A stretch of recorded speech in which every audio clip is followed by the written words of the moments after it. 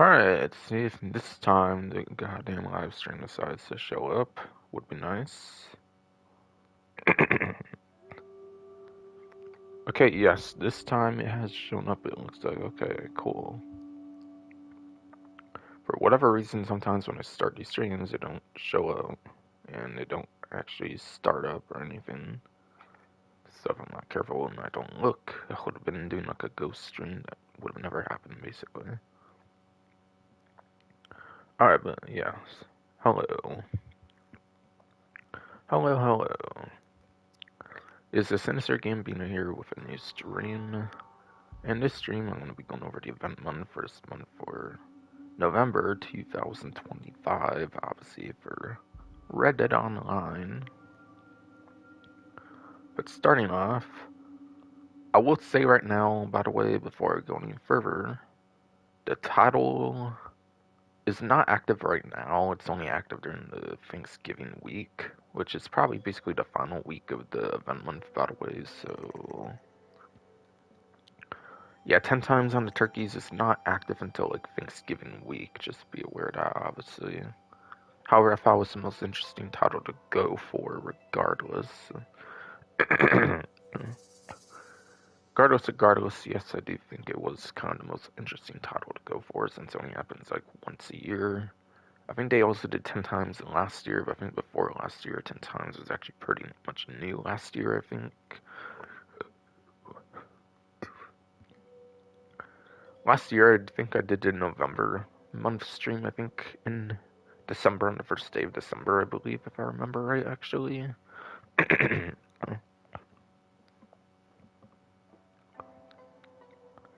yes, first month of, last month for December, basically, I actually did this stream in the beginning of December, apparently, and that's probably because it was probably the first time that 10 times ever happened, but this time I'll just state it for the title, just make it clear like I have now, of course, that it's only for the Thanksgiving week or whatever.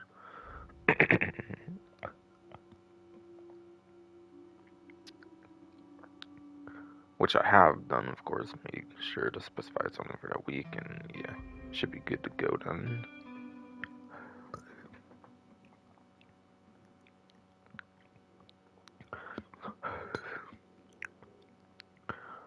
Yeah, this month, of course, is focused on the Thanksgiving like festivities and then trader rewards. Apparently, trader rewards as well. Apparently, yes.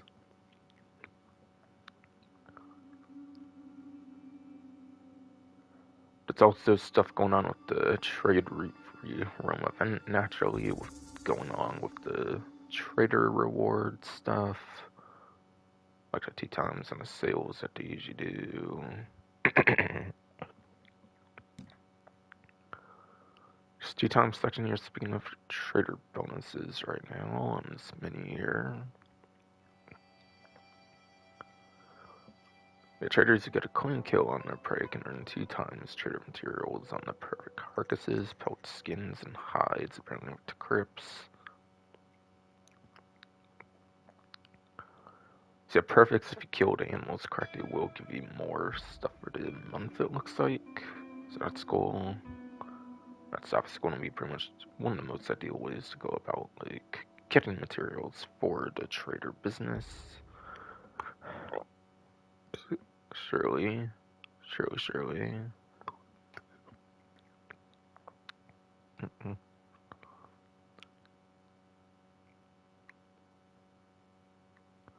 And yeah, those trader sales I was kind of hinting at earlier do give you 2 times money, XP, and also roll XP, apparently, if you still need to max out your trader roll for some reason. Albeit with the game being pretty much not getting the most interesting content much at all when it comes to the last few years, not like a downloadable update maybe since like Blood Money, or if you're pushing it, I guess technically Scouting's contract, but for a downloadable update, I'm saying again, not update in general, but yeah. Again, I know last month I had 2 new maps for All Hallows, obviously, which I put in the title, but yeah. So I'm basically saying there's been lots of time, like downtime in the game, where lots of people could easily win for the rank 20 at this point, but yeah. Again, if for some reason you still need that roll XP, it's still there. But yeah, trader was the original business kind of like role in the game, pretty much. I would say arguably Moonshiner could be like a second kind of business related role of the game. Which being a later business like role would probably be a bit better than the trader, I would say, probably. Since trader is pretty demanding that you give it like animal parts and stuff, obviously, to keep the business going. Whereas like Moonshiner, for example, I think you can just buy ingredients from like your catalog or something, basically. Which is basically my point there.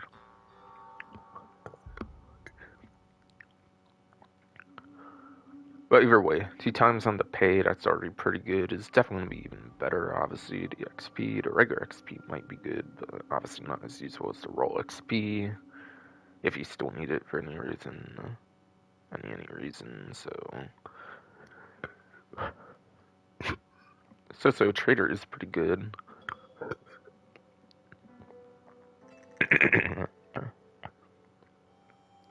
Do not forget, I think as with the Naturalist DLC, you can also use like legendary animals as well, I think.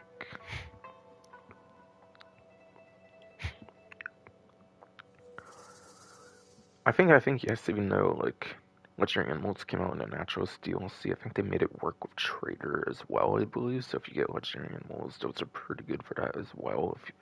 If you exhausted all your other options of going for like the materials for like Gus or something, like Harriet, getting the samples, if you've done like everything for like the animal field guide, and the trader is a good option for legendary animals if you've done everything in like the animal field guide for any certain legendary animal for any reason, any reason.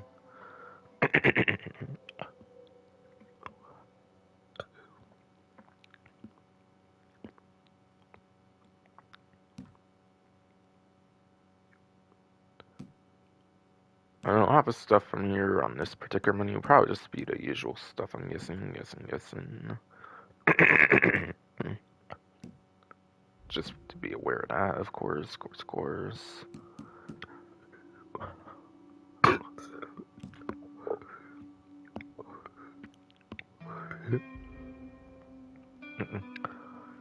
Sorry, I'm wearing it's fucking hell going off, of course, anymore, like per usual, of course.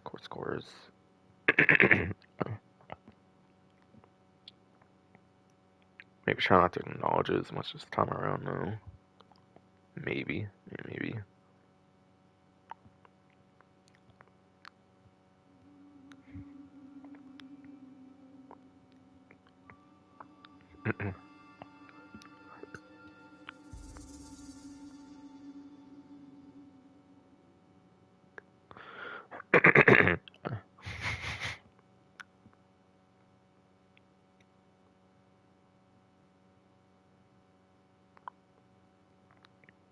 And I think this for the like featured series, I'm gonna be looking at all those. Might be covering all of them right now, basically, just to be aware of why I've kind of stopped here. So that's for being slowed down with my stupid hernia, of course. But yes.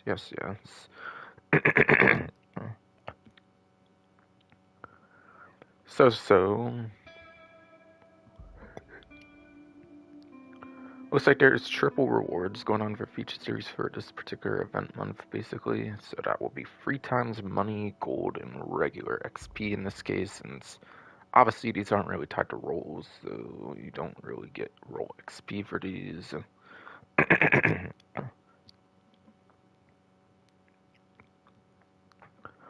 Yeah, for money, these aren't really that amazing for money, even on triple. You're obviously going to be better off with your trader sales for money, basically.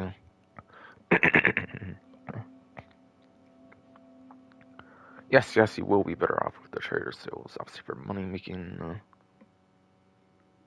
regardless of this being 3 times. You don't really get gold off trader, I will say though, so gold can be kind of good to go for this for 3 times.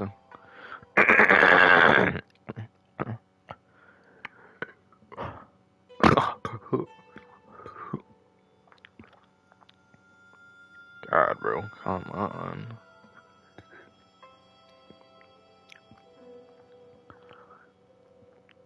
But yes. Again, 3 times on gold could be actually pretty ideal on this though, since actual trader sales don't give you gold. The only role that directly gives you much for gold is Bounty Hunter. Yeah, there might be the like free roam event that might be able to get you gold, but that's like one little instance, so it's not really that much better, arguably, for anything in the role really that would give you gold. Or of course like the challenges or like the challenges or something. It's like this is definitely a pretty fun option for gold, 100%. And then yeah, the XP. I'm willing to think the XP is probably not that worth it for this kind of thing, just like the money. So this is more for the gold over anything really.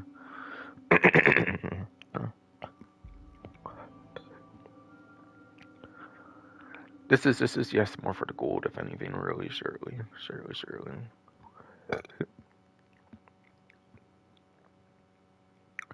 Surely, yes. Mostly for gold, of course,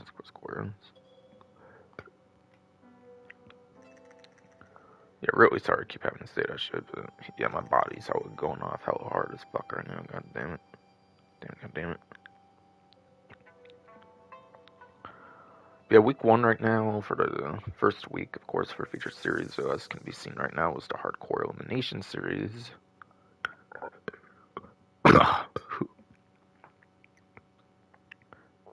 Yes. Hardcore Elimination Series right now, yes, god damn it, stupid body, though. Week 1, yes, Hardcore Elimination Series. Nothing but bow and a handful of arrows. Throwing knives or ancient tomahawk to be the last one to stand. No ability cards, no consumables, just you and your trigger, because yeah, it's hardcore, so it doesn't have the ability cards active or consumables whatsoever. But yeah, no ability card stuffing does kind of suck, but yeah, like the passive ones, of course, in the Deadeye. I assume Deadeye as well, but just has ability cards, so I'm not 100% there, but I assume so, of course, since that's some kind of card for your Deadeye in this game. For the online, obviously, for obviously the online.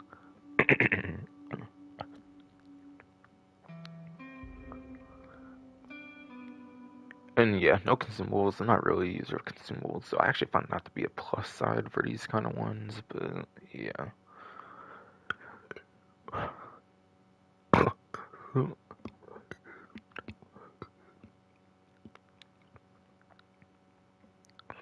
Yes.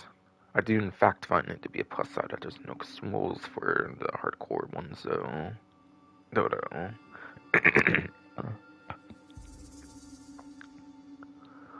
Oh my god, yes. Dumbass body, though. I do find it good for no consumables, though, since I don't really use them, though.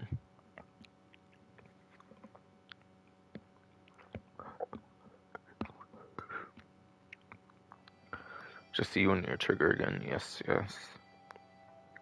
Alright, week 2's feature series is another hardcore for November 11th to November 17th. If I didn't say it, by the way, this one goes November 4th to November 10th. But yeah, second week's November 11th to November 17th is Hardcore Overrun series. Is this, yes, the Hardcore Overrun series for November 11th, November 17th, week 2. Week 3 is November 18th to November 24th, and that is the Explosive series, which is actually the only one this month that's not hardcore of some kind. And then week 4 is November 25th to December 1st, is Hardcore Shootout series.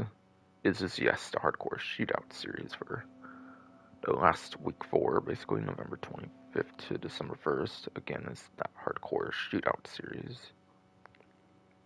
So that's every single like featured series going on for the month of November. And the small smidge of December, of course, at the way start, basically.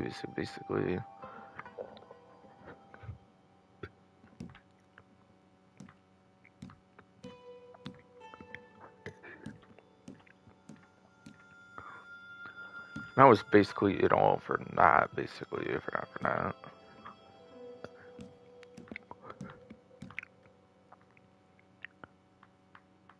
Yeah, Yes, fuck ass Ernie, I'm not letting you ruin shit that easily again right now. Fuck you, fuck you, fuck you.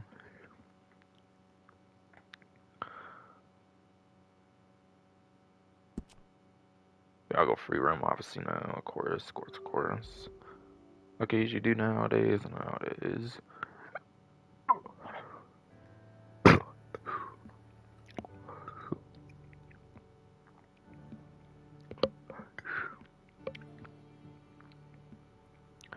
God damn it, annoying body though.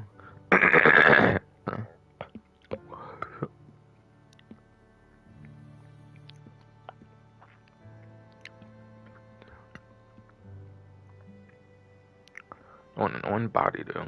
Come on, come on, come on. Yeah, downtimes like this, I just try the time to try and deal with that bullshit, I guess. But yeah, fucking. Goddamn, so sorry, my fucking fuck ass body hernia should be annoying as fuck though. Oh yeah, I heard about this shit with the GTA 6 delay, by the way. I don't necessarily plan on making a video on that. I already thought it was a stretch last time to make a delay video, even for the first delay, technically speaking. Not they outright confirmed, at least. Anyways. anyways. It's a little over like 1 page long. It wasn't gonna be that worth making something on it. I feel. Like, yeah, I heard of the unit busting thing, but honestly, I'm not really a people person, so I don't really care to cover the unit busting, quite frankly. I'm not, yes, really a people person, though, so I'm not really gonna care to talk about that unit busting thing, though, of course.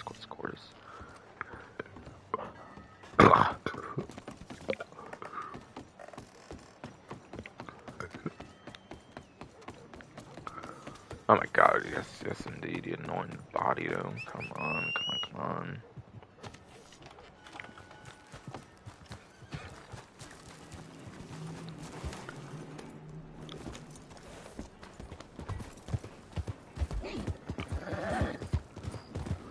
But yeah, yes, so.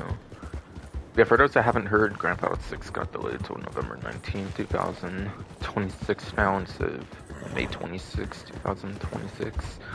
Fun fact, actually, if it came out like May 26, it would have came out in my birthday month, basically, which would have been really cool, but sadly that didn't happen.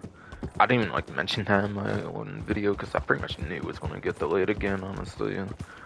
Par for the course for Rockstar titles to be delayed at least 2 times, at least. I think it's the usual, really. What was unusual is that they actually gave a proper date, so like it was like they were planning to actually hit that date, but yeah. Apparently the Ian busting thing came out, so maybe that's why it got delayed somehow, I'm not really sure. They say polish and stuff, but that could just be a They yes, do obviously say polish, but it could just be a corporate statement or something. They could also want to push it to fall for like the sales, like get better like sales out of it.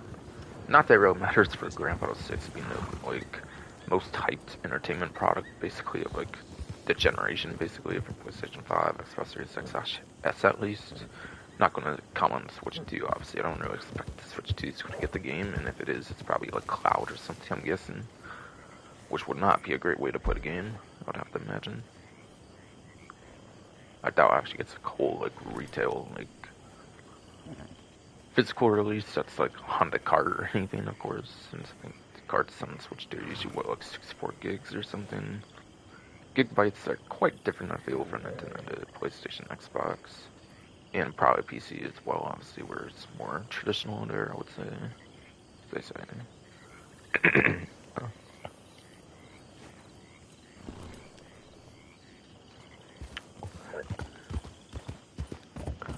Yeah, honestly, I don't know if I really had enough material to talk about for that, so I just didn't make a video on it. And yeah, I'm not really a big people person, so I'm not going to talk about the investing thing much, but that is a thing. Apparently. I think it was from like GTA forums or something, I think, where there was talk of like a investing thing from supposedly an actual employee that's kind of being mostly anonymous or something.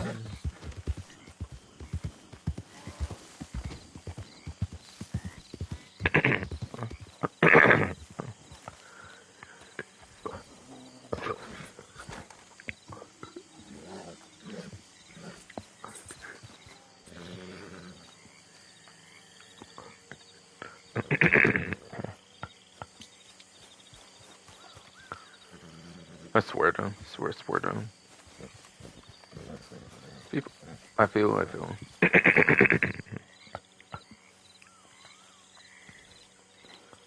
I swear, in recent times, though, I feel like people like to blame Leslie Benzies, though, for the fucking conditions at Rockstar and shit, though, but, like, Red Dead Redemption 2 still had to, like, crunch and shit, and, like, he wasn't fucking there for, like, a lot of it, or something, at least, from my understanding. Which, yeah, I feel was just a popular thing to say, because Mind's Eye, of course, and people didn't like that, apparently. Can't speak on that, I don't actually own the game, but apparently it wasn't received well.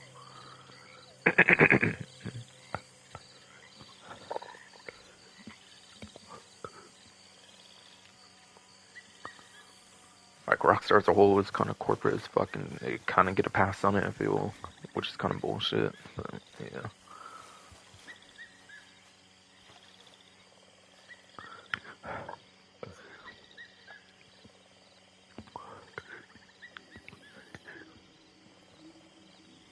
Of course, they probably kind of get passed on it, though, since they released, like, the biggest, like, entertainment product of the generation, basically, supposedly. Which I'm sure it will be, obviously, I'm not doubting that, but, yeah. Whole consensus around to why they probably kind of get passed on some things. When they probably shouldn't.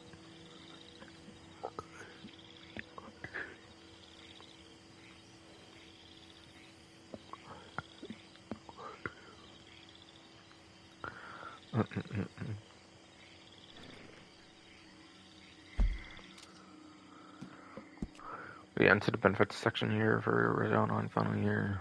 Can start sticking this song. Probably my her name being a fuck ass bitch. Plus, yeah, talk about the GT6 delay a little bit because, like, I don't necessarily feel like making a video on it. I'm just kind of sick of the game getting delayed and stuff, so I kind of don't care to make a whole video on it. Or something. Like, it was expected, really, I would say, to get delayed a second time. When there was, like, no further marketing past May, so...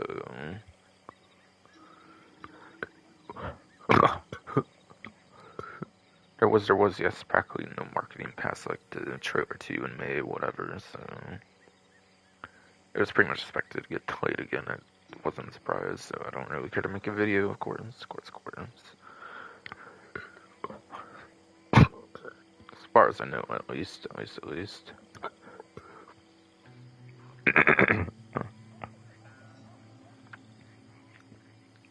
Less people want me to make a video, of course, but yeah, fucking... And yeah, my videos, my hernia doesn't tend to die. At least it's hard, fucking at least, I'm pretty sure. So I refuse to let that get away on a video, of course.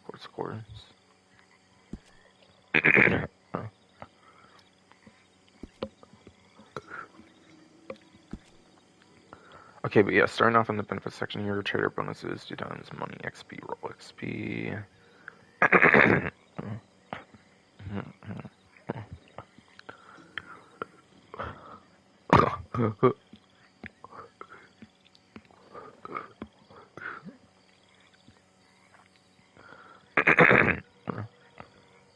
God, fuck ass, damn it, you stupid fuck ass hernia, bro.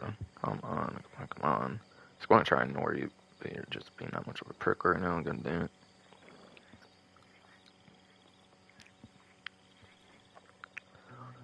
But yeah, I'm looking at this thing, doesn't really say this. I am, yes, looking at this thing, it does not seem to be suggesting anything like new to talk about. I already talked about the sales and the trader materials, so it's just that is yes, just regurgitating something from like the main menu, whatever you want to call it for this game.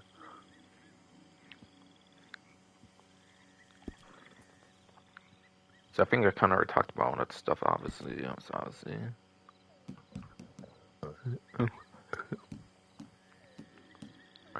The only ones here are ones that have not expired, apparently, so the boring kind of ones, really, ones that aren't that interesting there. Alright, trade free roam event apparently is 3 times money and XP.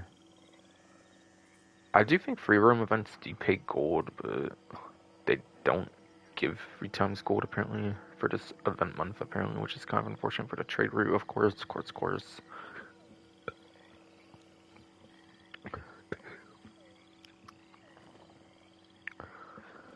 So yeah, trade route is probably the only free roam event tied to the trader role. That's why it's the only one being mentioned, I'm pretty sure.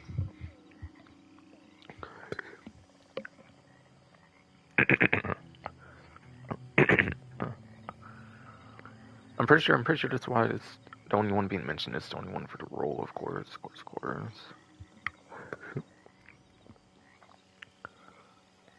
And yeah, the way to find if someone's going on, by the way, is you can use the Gene Ropk, GEANROPKE collector map, I believe, on whatever search engine you're using. Basically, like, search that up, and you should be able to get a good collector's map to find, like, a purple notification thing that will, like, tell you about upcoming free roam events, even before Rockstar and Reddit Online tells you about it, I believe.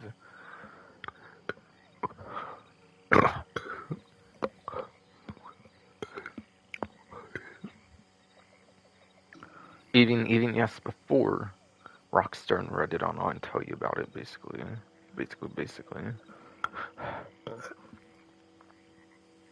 For whenever it decides to show up, basically.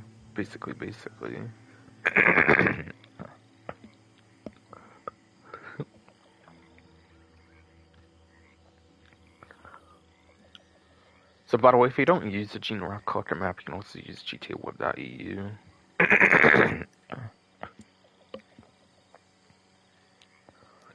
By the way, if you mostly play GTA Online and you don't use the Gene Rock Collector map, you can also use the GTAWeb.eu, the main collector map, as far as I'm aware, for GTA Online on, like, the internet, basically.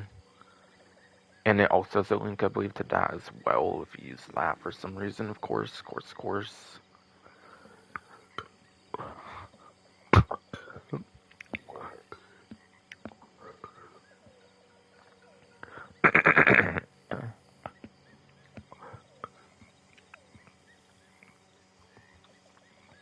Oh my god, yeah, fuck, that's body hernia and shit. Stop being so in the way, god damn it.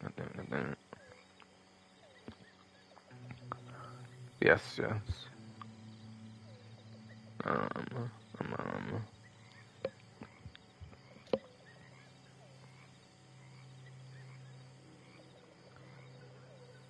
But again.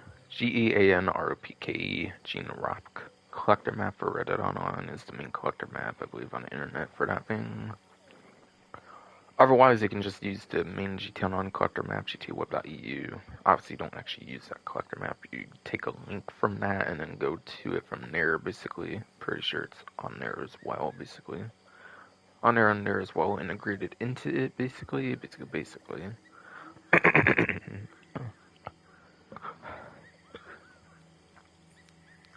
And yeah, I think those things can, or I think that particular map for Reddit Online, I think yeah, that particular map, at least for Reddit Online, can tell you about the free mode events, the purple ones, like, right when they're kind of in the making, like, even before the game tells you about it, basically. So that's why I do recommend that, basically, is it kind of knows the schedule of it even before the game tells you about it, I'm pretty sure, pretty sure.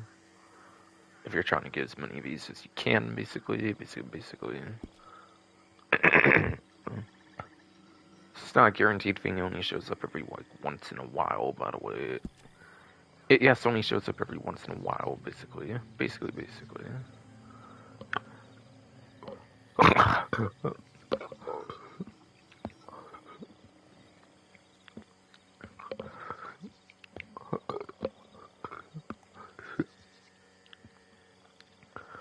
Yeah, fuck ass hernia body and shit. Come on, man. Almost a half hour of the stream here, just taking up, unfortunately.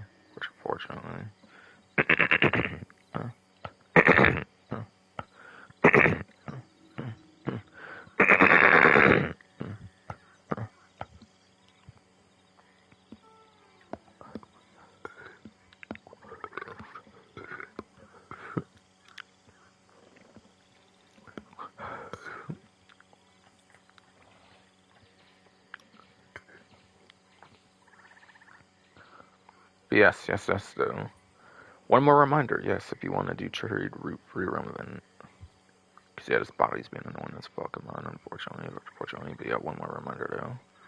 If you want to do these as much as possible, use the Gene Rock GAN RPK collector map, or go to GTAweb.eu if you use the GTA collector map on the internet. That's pretty well known as the GTAweb.eu collector map.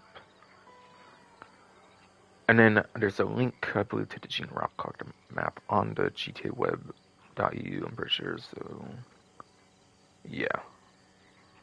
That's how you can get, a couple ways you can get it, basically, for the collector map, so you can get as much idea of, like, when these will even happen in the first place, since, yeah, there are purple notifications that only show up every once in, like, a blue moon, basically, and, like, there's all kinds of free roam events that they don't disable the other ones, I believe, when there's a 3 times event, so...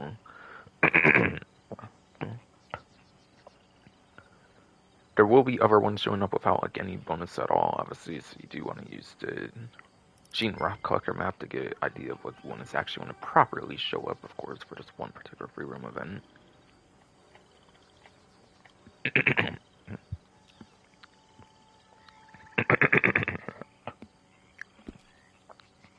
Yeah, I think that's finally going to do it for me, though. And yes. Yeah, Halloween Pass 2, rank 15, obviously, is over with, obviously, being November now, of course. Like, the billionth time ever, Halloween Pass 2 came back, but not the first one, of course. Of course.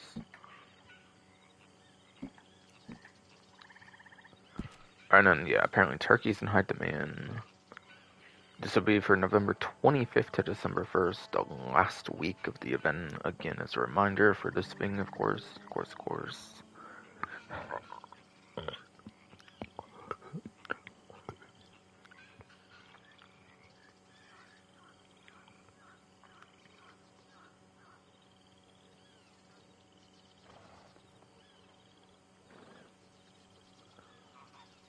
But yeah, 10 times in this all, was it like $1 to $2 or something, probably at least, so anywhere from like 10-ish to 20-ish bucks probably on like a 10 times, I would have to guess, most likely would probably be like 10, 20-ish bucks, I would say, at most for 10 times, obviously, which is not terrible, especially if you can get perfect carcasses, which you'll probably want.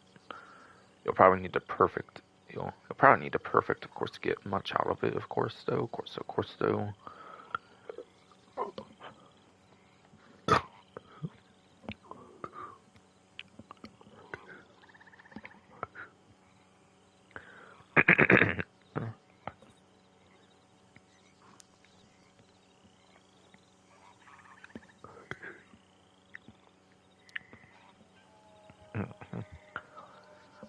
Yes, I'll probably need the perfect carcasses to get much out of it, most likely, though.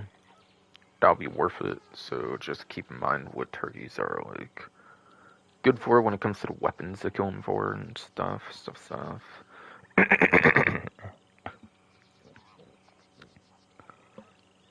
I think they'll tell you the weapons in the story mode.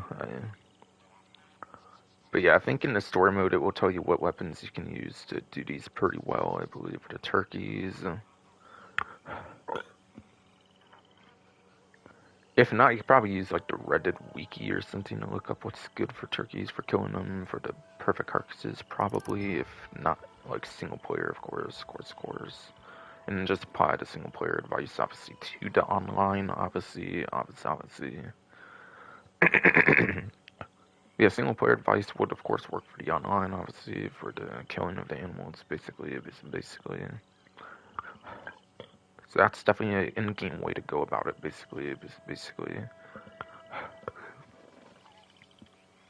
Or, of course, yes, use the Reddit wiki, of course, to try to figure out what weapon might be worth using, of course, for the turkeys, of course, for the perfect carcasses, of course.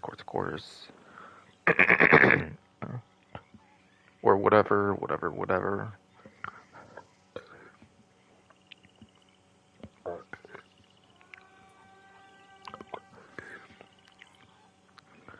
Yeah, sorry, fuck, Acerny, I'm done talking about that. I think I talked about kind of enough there.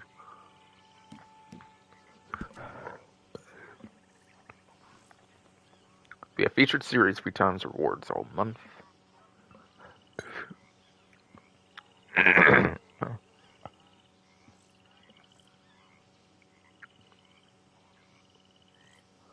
We already talked about all those. Yeah, I did. Yes, I already talked about all those. So that's pretty much good to mention, of course, for now.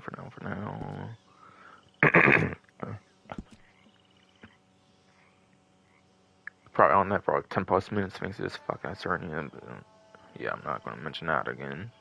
Since, again, I already mentioned all that, basically. Yeah, weekly rewards. Weekly rewards, yes.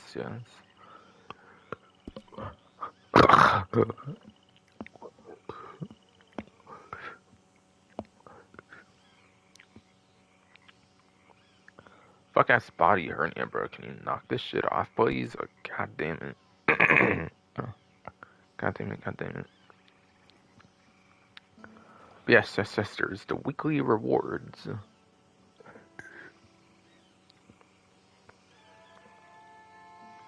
Apparently here. There's monthly ones as well, but it's only talking about weekly here, it seems.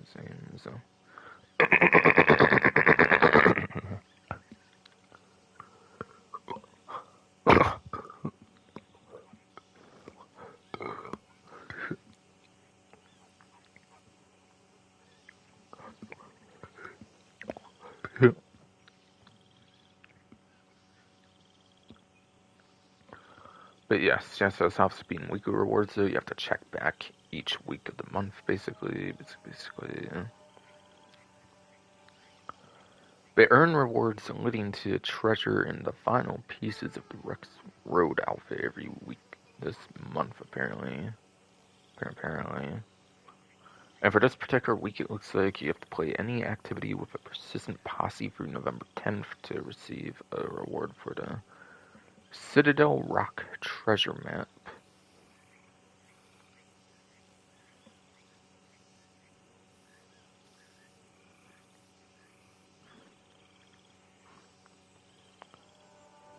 So it seems to give you in-game rewards for like treasure maps and stuff, and also other stuff will tie to the certain stuff of the outfit. Or the bottom one's not even tied necessarily to the outfit, I think, but are more like the miscellaneous ones, basically.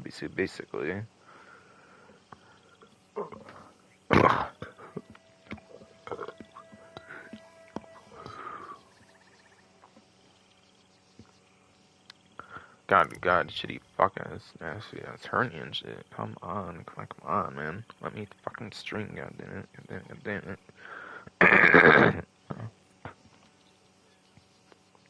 God, while you're still being a prick, I guess I'll check my stream then. And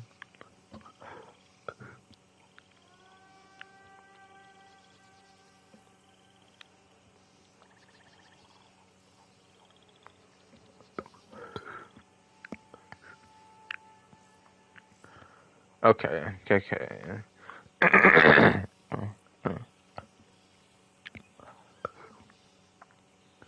Okay, so I'll talk about the outfit stuff first to get the outfit, basically. So, like, that top little paragraph first. So, for the first one, apparently, for level 20 traders, apparently, who log in will receive the Rex Road coat. So, for level 20, you're already set for that. Otherwise, you might need to earn the level 20, basically, like, throughout this event.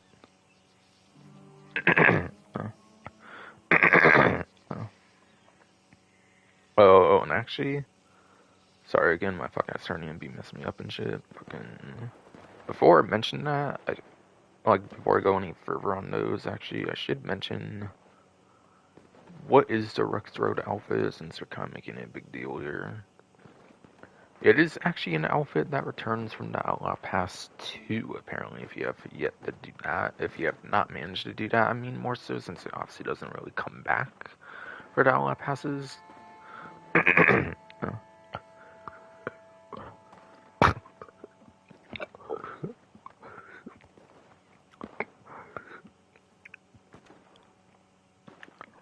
But yes. A lot of the old Outlaw Passes, obviously, aside from like counting Pass 2, pretty much don't really come back, by the way, so...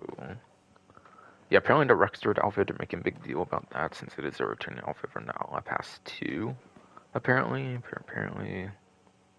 And it will be available again for the month of November, of course, by doing certain tasks. Now, obviously, are different than the way of obtaining it back then, of course.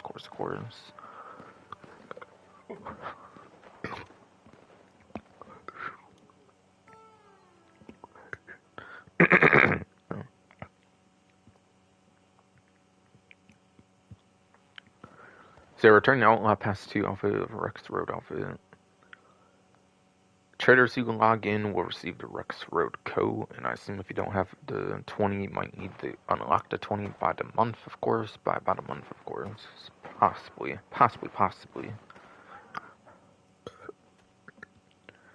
Complete all your trader daily challenges. Apparently will get you the Rex Road pants.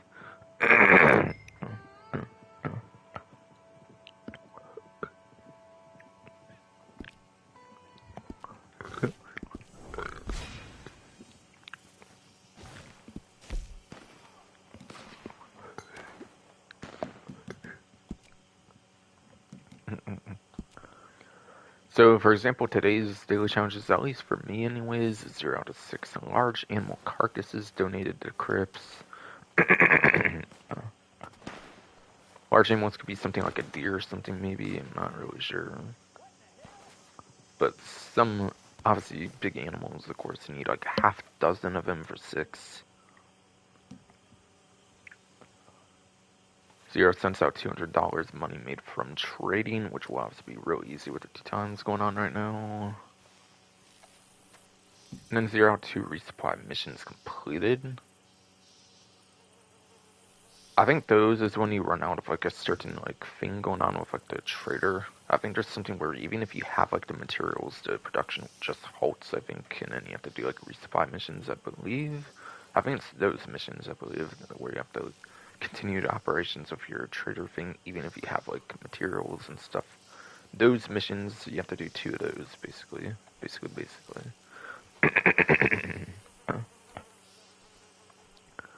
So I wouldn't say any of these are all that terrible, like, at all to do, I would say, for the most part.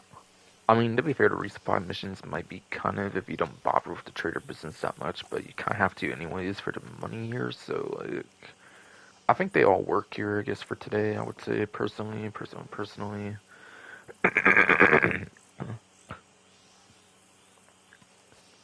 If not, obviously, you could just wait for a different day and hope for different tasks and everything, and then have an easier time with it, obviously, most likely. Most likely.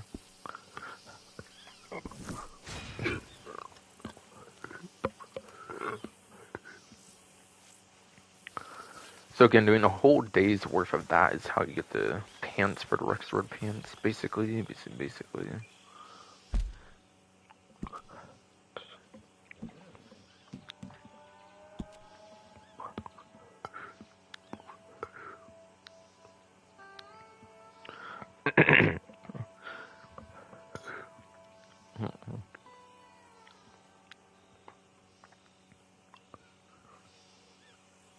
If you complete a trader sale, now if yes, you complete a trader sale, you will receive the Rex Road boots. If you participate in the trade route free roam event, that will get you the Bell Court. If yes, you participate in the trade route free roam event, that will get you the Bell Court tinted spectacles. Apparently that's the thing for the outfit.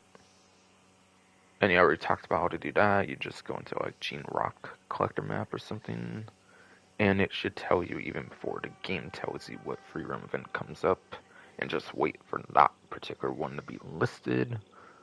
You could even do that obviously when you're not in the game. Obviously, it's not requiring you to log onto the game for that resource to do that. Obviously, so you can obviously just turn on the game just for something like that if you obviously want to go for that outfit part or something. Once you get that information from the collector map.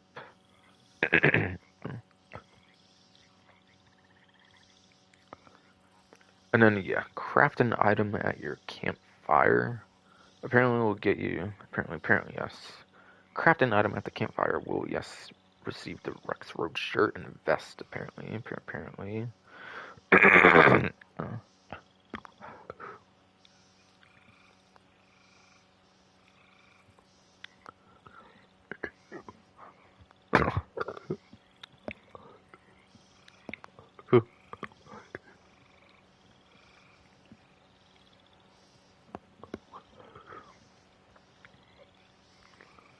But yeah, gang, craft an item.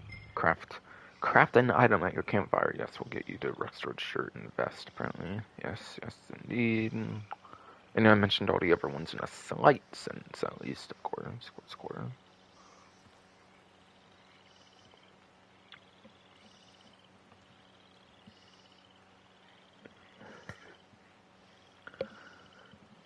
Apparently there's also more restored stuff, but you have to do it for, like, the bottom part, where you get, like, the treasure map, for example, so... so... Talk about the little bottom paragraph now for those weeks. Or those ones are tied to weeks, the other ones are just tasks, I guess I was mentioning before, to get the outfit parts that you can do any time of the month, it sounds like. But yeah, these ones, I'm talking about the weekly ones now. For the bottom ones, of course.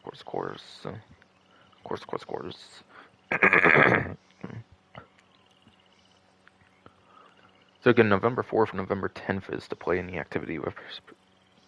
Again, November 4th, November 10th is to play any activity with a persistent posse. We'll get you the reward for the Citadel Rock treasure map on the screen, obviously. For week 2, November 11th to November 17th, you have to complete 5 daily challenges for the week to receive an offer for 8 gold bars off any roll initiation item.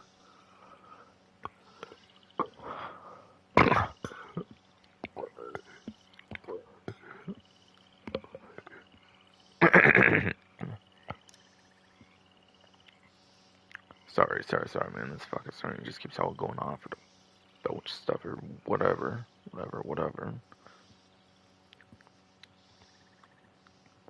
But again, week 2, November 11th, November 17th, complete 5 daily challenges this week to receive an offer for 8 gold bars off any roll initiation item.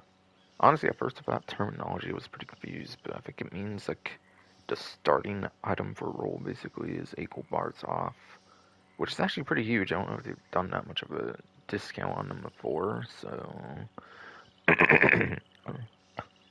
so...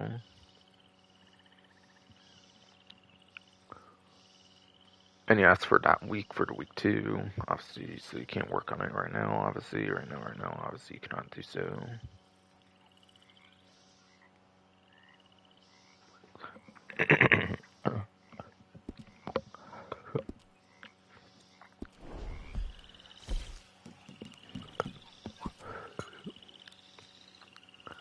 So I think when they say daily, it's probably going to have to be the general ones, obviously, the 7 general ones that are not tied to any role, of course. So 0-1 animal cost sold is probably pretty easy. Certain predatory animals like a cougar or like a wolf or something you're most likely to encounter when you're not going out the way for animals are probably fine for that one, of course.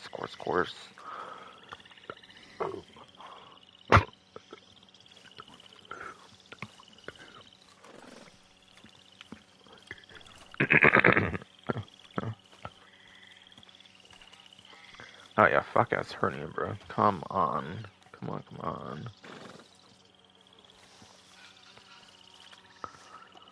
But yes. But I assume wolves and cougars, like the ones that kind of go out the way to attack you, the ones that you're more likely to have animal stuff for, if you will. Especially wolves, since they attack in packs, will probably have a good amount of cause from those, I'm going to imagine. So even if you don't go out the way for animals, like wolves are pretty good. Pretty good.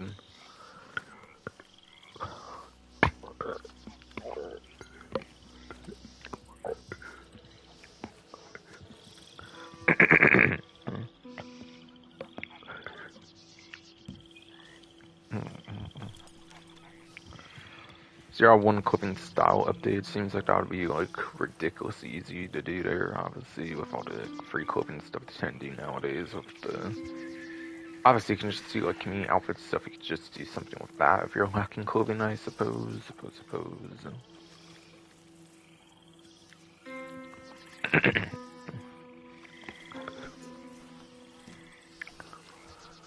We have 0-5 fish caught with food. That one you probably have to go more off the way for, so it's not necessarily going to be the easiest one to do, I would say. I would say.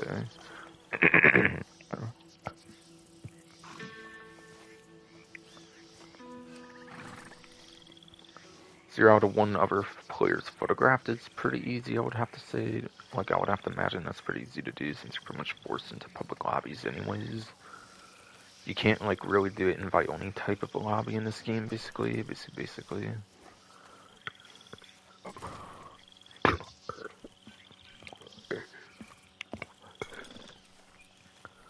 Invite only's kind of exists in PC, and then maybe there's ways to make your internet quality not so good to make it happen on consoles. I'm not really sure, but yeah, there's no technical invite-only system, so it's pretty easy to go out the way for another player photograph, pretty much.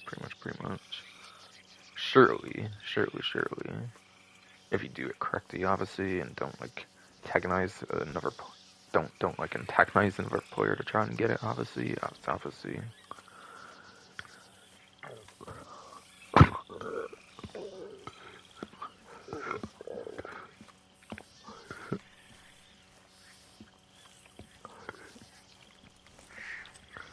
God damn it, fuck, that's hurting you, bro. Come on, you're taking almost a whole hour here. Fuck, Christ. And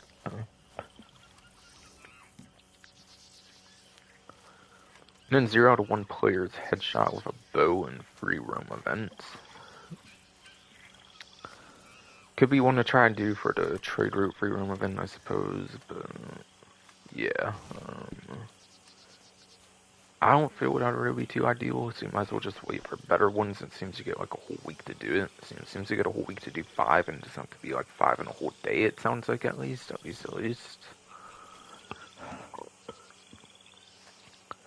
0-1 posses join, that could be pretty easy. People do probably tend to invite random people at times to posses. I'm sure that would be kind of easy to do if you actually want to go out the way for that.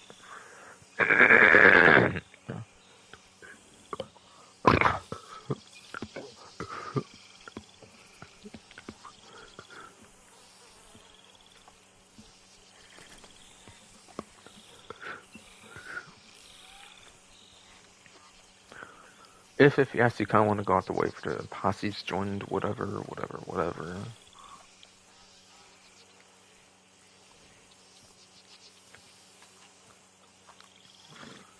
Yeah, tongue twisty ass throat. Come on, no.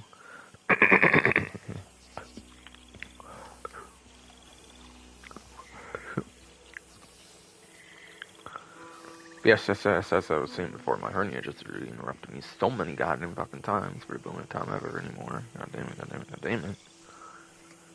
People do have a tendency to randomly invite you to posses. I think it does happen on my streams where I'll just randomly be invited to posse. I just don't bother with it, obviously. But yeah. I'm sure, like, if you wait long enough in a lobby, you'll probably eventually be invited to a lobby, which for me, obviously, is easy with streaming this goddamn hernia and bullshit like that, obviously. But yeah. Yes. Yes.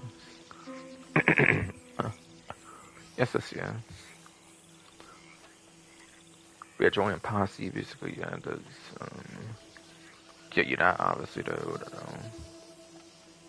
And 0-1 Sean McGuire missions completed. I assume it could be either, like, a stranger or a blood money thing. At least a stranger one. I'm not sure if they updated it to account for the blood money stuff, but I assume it probably would work for that. I would have to imagine. And yeah, that's a very particular contact. It can't just be any mission from, like, a stranger. It has to be Sean McGuire. So that's Trelawney, for example. For example. Somewhere in, like, the Red Dead Redemption 2 map, I'm pretty sure, like, before it gets to, like, Blackwater, I'm pretty sure. Right, I think. Could be wrong, no. Could be wrong, no.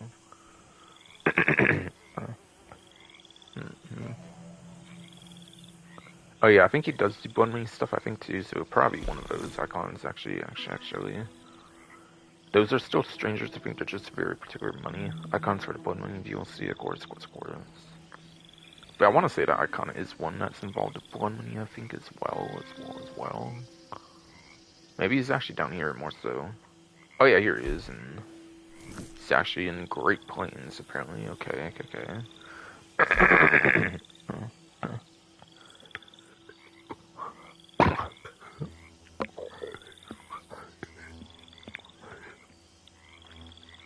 Hot damn it, hot damn it, you fucking Sarnian, bro. Come on, come on.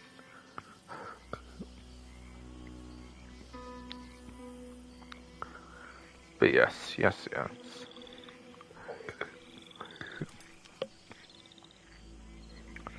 Yeah, Sean McGuire, though, yeah.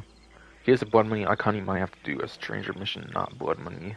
But both might count, both very much might count, though, just be where you might have to do stranger mission, possibly. Possibly, but probably not even, probably not even.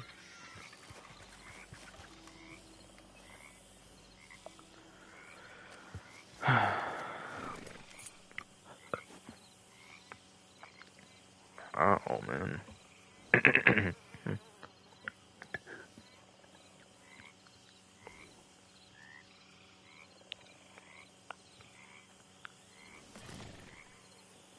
So that was the 5-day challenge I was talking about, by the way, for the offer for 8 gold bars off any role initiation item.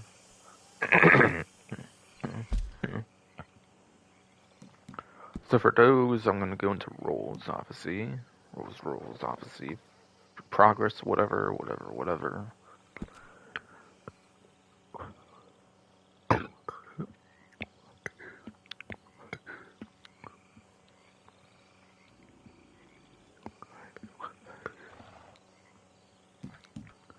So Bounty Hunter has 2 of them, by the way, which is both 15 gold bars, basically.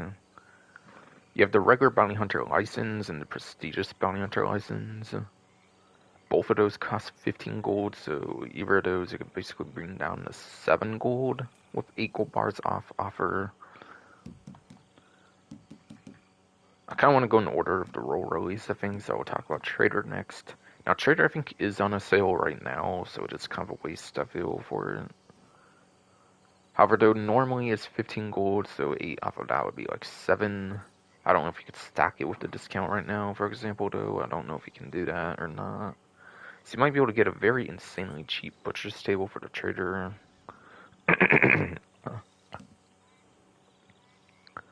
For the collector, you have the collector's bag, I'm pretty sure, is what it's called. That is 15 gold, and minus 8 would be 7 for that. From there, there's the last 2, which I believe are more expensive, which are the Moonshiner and the Naturalist, of course.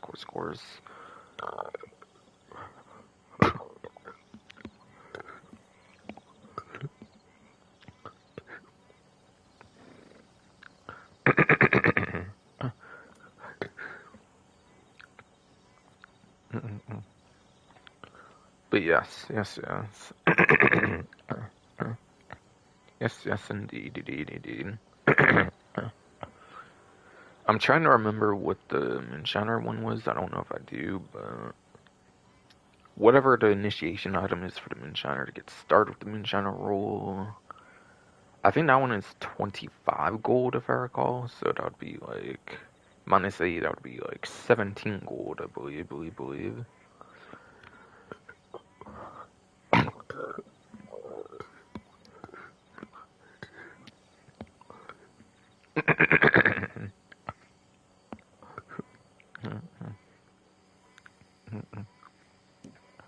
And then the last one of them is the Naturalist roll.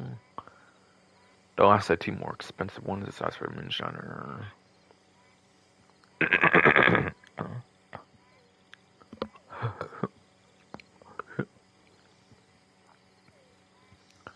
The last 2 more expensive ones that's for Moonshiner, yes, for the Naturalist roll, for the Naturalist sample kit. I'm pretty sure it's what it's called for the sample kit. Again, minus 8 gold from 25 is 17, so if you want the Naturalist roll, that is 17 gold bars, and that will give you access to legendary animals, basically, which is pretty good for Trader right now, so that's pretty good advice right now.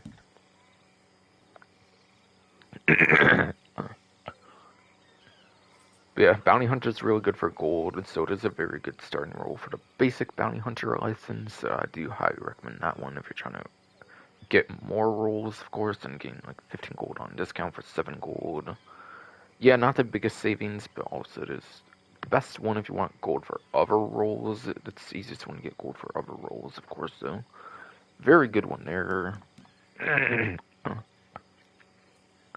Trader Wallet is really good for money. It's not as good as Collector, though, I find. So Collector tends to be the good money roll if you want money over gold. The really good gold roll is easy the basic bounty hunter license. So I'd say one of those two, especially, are the ones most worth investing into. Trader, honestly, I think is one of the worst ones to invest into. Aside from just one event, of course, where it's like double and stuff right now. Obviously though. If you want a business, I find Moonshiner tends to be better, quite frankly. Available to Moonshiner and Naturalist are both pretty average rolls, I would say, quite frankly. They're increased costs kind of for a reason. They are kind of more average rolls, I would say, but they're not as good as your cheaper rolls. The Bounty Hunter Collector, though, I would say. They're not as good as the cheaper Bounty Hunter Collector, though. No. Again, I'm talking about basic Bounty Hunter, not the prestigious, though.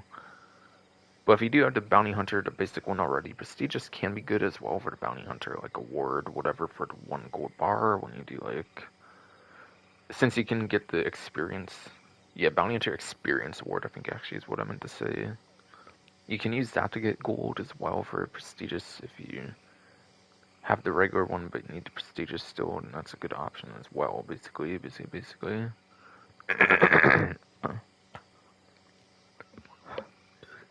So that's like the 5 to 6 of the Bounty Hunter, or no. Not Bounty Hunter, not Bounty Hunter, stupid goddamn hernia messed me up. Talk to us, yes, bro, come on. But yes. I mean.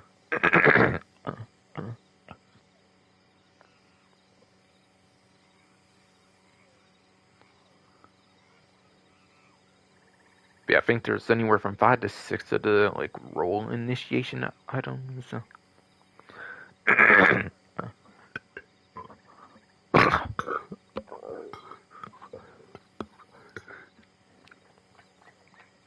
Bro, over an hour and you're still gonna do this, you fuck that turn, bro. Come on, bro.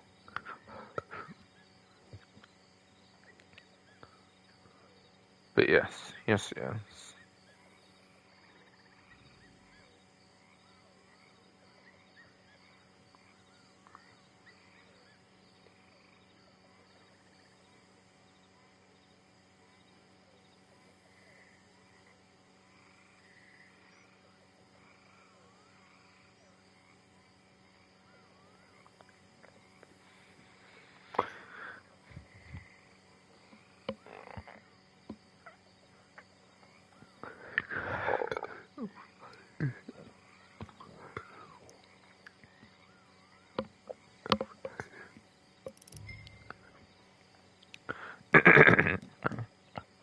My god, no, you fucking turn, bro. Come on, no.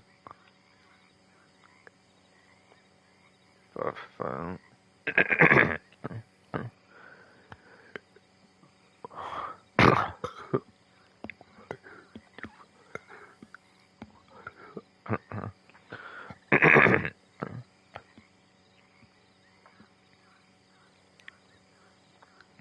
Yes, though.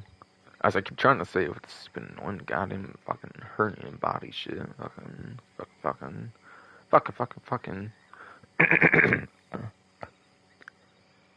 Anywhere between the 5, 6 roll initiation items, that's what I think of all of them from earlier, which I'm not gonna repeat because of your stupid goddamn body.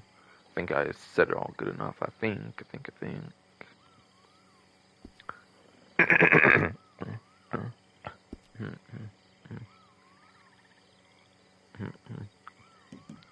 Let's back over to benefits so I can talk about the other weekly ones going on, basically. I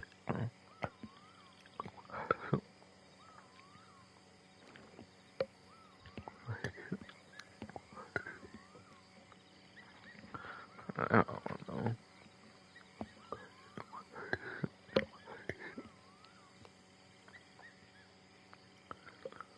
So again, that whole roll talk with the initiation items is tied to the week 2, November 11th, November 17th, to complete 5 daily challenges for that week. That week to receive the offer for equal bars off any roll initiation item and key items you need for starting rolls, basically, for starting any of those like 5 to 6 rolls at a game.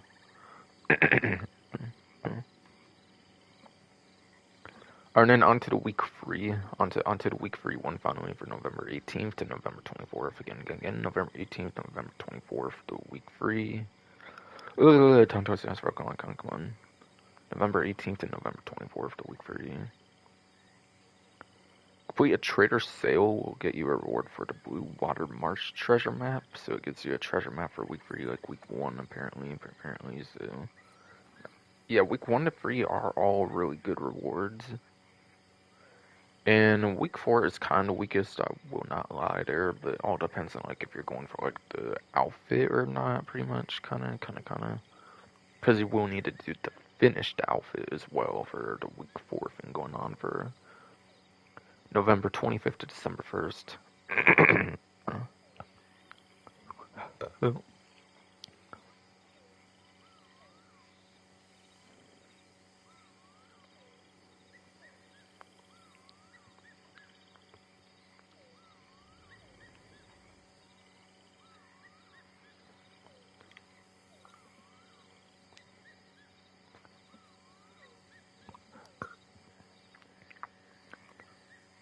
Yes, no.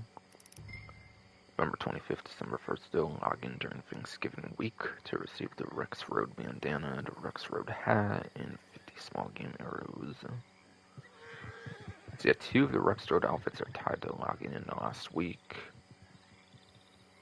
But it's just simple login reward for the last week, okay, so no task needed for that last week, so that's cool.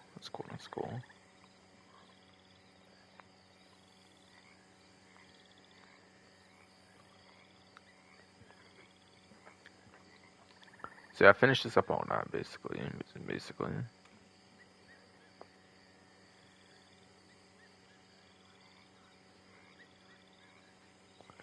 Begin week 3, November 18th, November 24th. That was complete trader sale for the reward for Blue Water Marsh treasure map. And then week 4 again is just logging in for the Thanksgiving week, November 25th, December 1st. Where you had a Rex Road bandana, Rex Road hat, 50 small game arrows. 50 small game arrows, yes.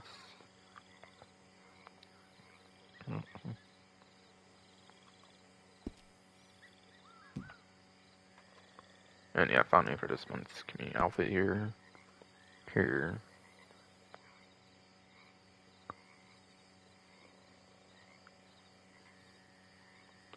So the theme seems to be a turkey hunter outfit here for the community outfit, apparently.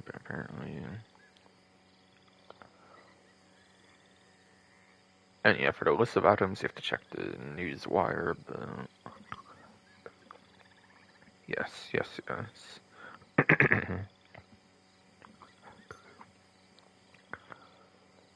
Since they only put on the newswire, credits for the outfit goes over to Victorian _ cowgirl, apparently of our Reddit fashion subreddit, it looks like.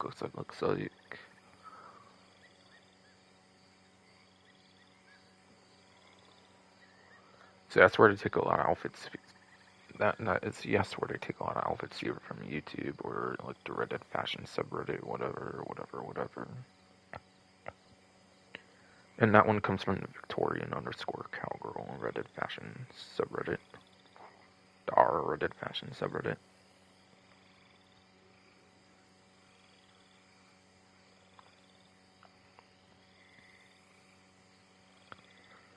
And then there's only one that depends on gender. Every other item will be the same for both genders, by the way. I don't kill animal for 24 game hours. I was wondering if I was going to have that one today, actually. Hey, it got me at 74 gold instead of like 73 gold. That's cool. With nothing to use it on, basically. Unless I want to get something that's not all that important. Like, there is still gold lock stuff I can obviously get, but I got like all the rolls, like the really important ones, obviously. I mean. So I'm probably just gonna sit on 74 gold. quite frankly. Quite frankly.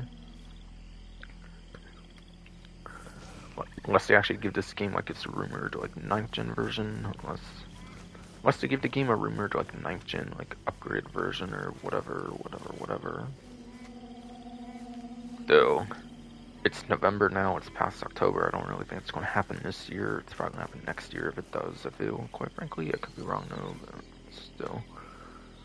Like, honestly, I'm not even believing that rumor if it was just a bunch of hearsay bullshit, honestly. At this point, but yeah. I don't know, like, how the rumor, like, snowballed as hard as it did, but apparently it did. Could have been from some reputable leakers for all I know, but it still hasn't really happened yet. And with the Ian busting thing that came out, like, I don't know if that has an impact on any of this stuff, but still.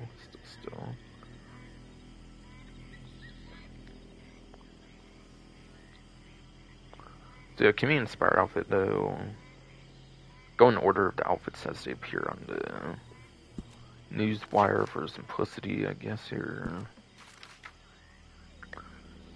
Alright, so for hats, it looks like for this doctor is the raccoon hat. It looks like coming back here.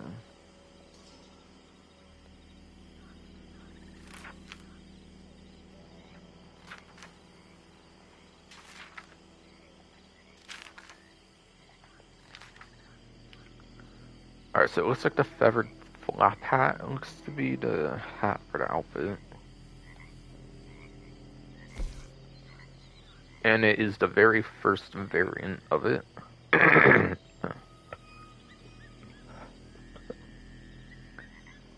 It is just pretty much brownish variant, the first one that pops up as well.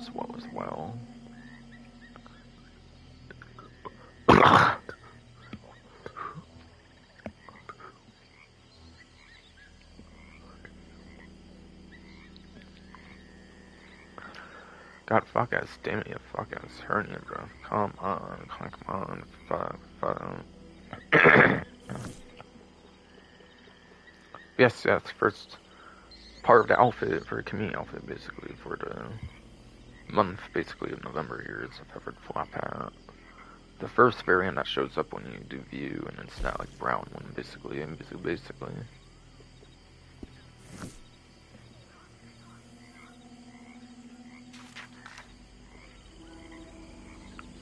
think the next one is a jacket, which technically would be in the coat section, I'm pretty sure. Because yeah, you have the Porter jacket apparently back for limited stock, as well as the McVeigh jacket for limited stock coming back, it looks like.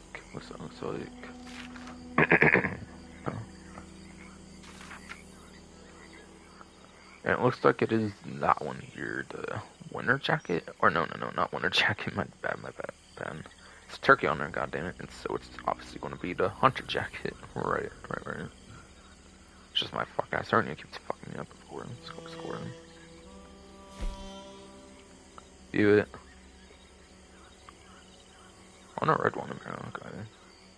Looks to be the fourth variant of it. It looks yes to be the fourth variant of it though. No.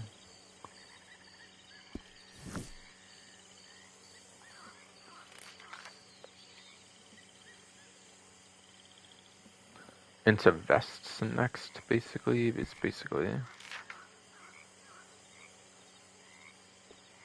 And it looks to be the Matic vest. It looks to be the Matok vest or whatever.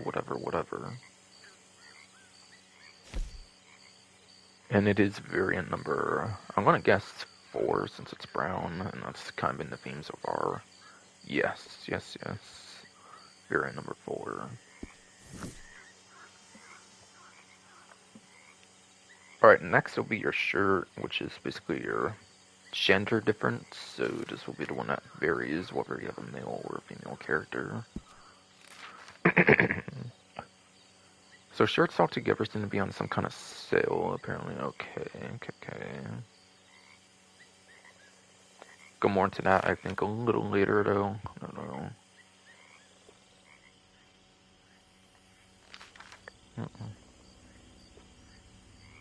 Looks like it is this one, the everyday shirt. Yeah, for male characters, it is the everyday shirt. Otherwise, if you are a female character, on the other hand, it is actually going to be the Anista shirtwaist. Otherwise, it will be the Anista shirtwaist, whatever, instead for female characters. So this is the one that's a gender difference. Probably going to be the fourth one or some brown one. There's 26 those, it might not be the fourth one though, but... Alright, it's not brown, okay. One down, it's like some brown one though. Maybe number 20 then? Yeah, okay, number 20, okay. So yeah, number 20 for the everyday shirt. For the male characters, of course, and whatever it is for the female character, it needs to shirtwaist, whatever.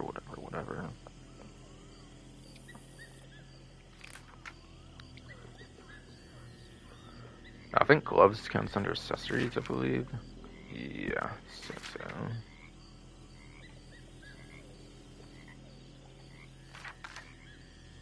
And it looks like it is the leather gloves. Variant number 2, apparently. Yeah, there's kind of quite some brown looking ones that I want to guess on that one.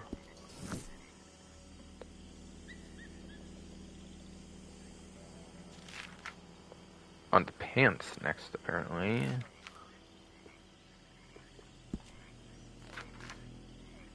Looks like pants has a general sale like shirts, apparently. Again, I'll go more into the discount stuff later, I think. Go a little later.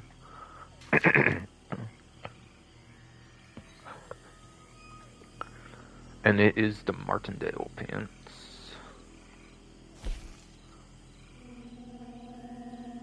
Quite a few variants I could fit. 9 looks the most brown to me, so it could be that one, I'm not sure.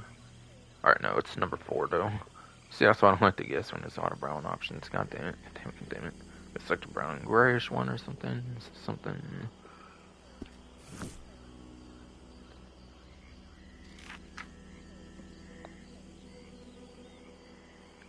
Alright, for boots next, apparently.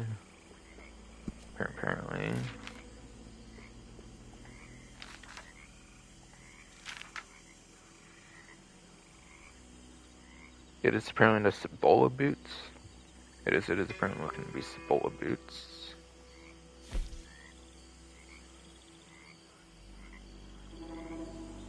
Maybe variant number 4, if I were to take a guess. Yay, I got it right this time though. Haha, in your face game.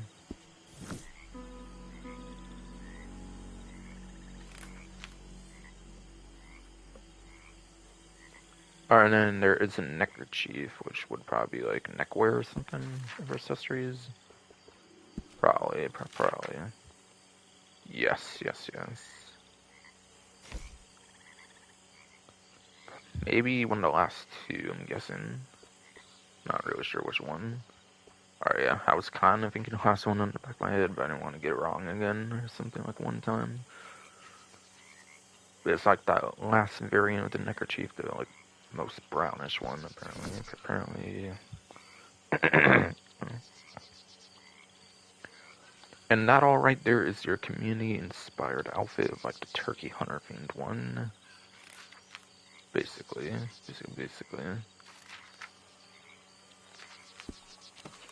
Okay, so I want to get up and do a little something, and then I'll be back here for in like a minute or so at most. By the way.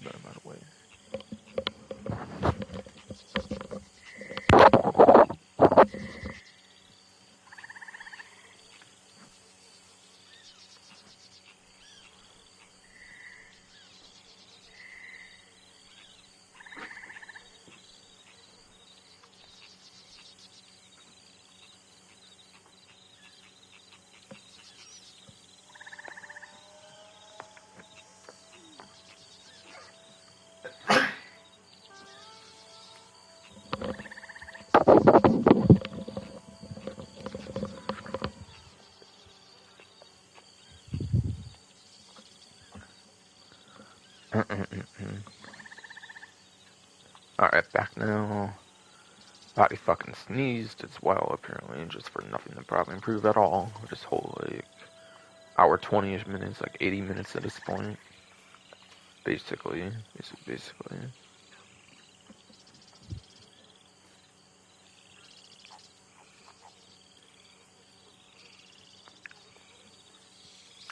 So now it's just stuff remaining, basically that's not on the main menu or the benefits section at this point.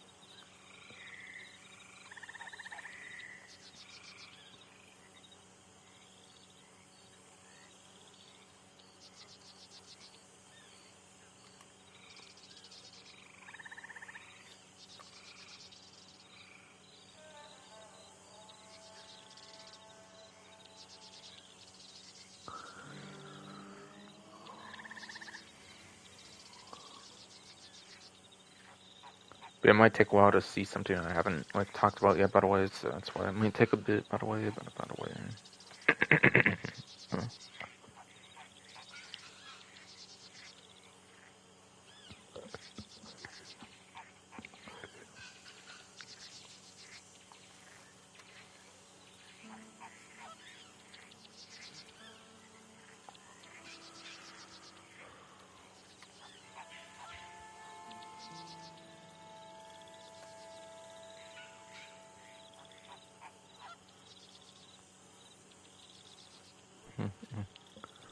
Okay, so something I didn't actually get to mention yet, by the way, is for the Thanksgiving week, basically for November 25th, is for Tonto says for come on. Yes. Something I did not get to mention yet is from November 25th, December 1st, that Thanksgiving week. All saloons will offer free food, drink, and provisions. I assume the food and drink is probably just gonna be like consumable stuff that you can only do in a saloon. I'm not really sure. Provisions to me sounds more like something you might be able to have for like maybe stuff that can maybe be useful for like moonshine shacks or something. I don't know. Like stuff you might be able to buy in the catalog that you might be able to get for saloon somehow as well. I'm not really sure there though. But could be a good week to try to get some certain items that may be able to be helpful in the game basically for free for a week it seems. I don't know if they usually do that each holiday like Thanksgiving like event, but yeah, they're doing it this time like that at least. At least.